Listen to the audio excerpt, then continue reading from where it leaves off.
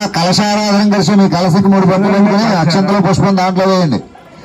చెవి పైనుంచున్నలాగా కలశస్య ముఖే విష్ణు కంఠే రుద్ర సమాశ్రితా మూఢో దత్రస్తో బ్రహ్మ మధ్య మాతృగుణాస్పృత వృక్షో తుసాగర సర్వే సప్త ద్వీపావసుందర విద్వాయోగ యజుర్బోధ సామవేదోదగణ అంగైశ్చ కలశాం సర్వే కలశాం సమాశ్రితా అత్ర దిష్టదు గాయత్రి సావిత్రి చ సరస్వతి స్కందో గణపతి సేవా శాంతి పుష్టికల కలశే గంధ పుష్పాక్షతాన్ని నిక్షిప్య పాణిం కలశే నిలయ ఓం ఆజిగ్ర కలశ ఇలా చెప్పండి.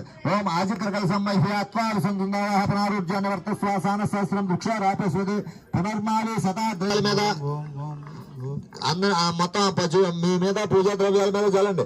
ఆపోహిష్టామ నీళ్ళు చల్లుతూ ఉండండి. అలాగా ఆపోహిష్టామయ భోస్థాన ఉద్యతరాతన బహిరణ ఆచక్షుషే యోగశ్రోతమరుసేన విష తీరవ మాత్ర తస్మా అరంగమామో యశక్ష అజనధ ఆపో జనదాచన శ్రీ అలా చల్లరా.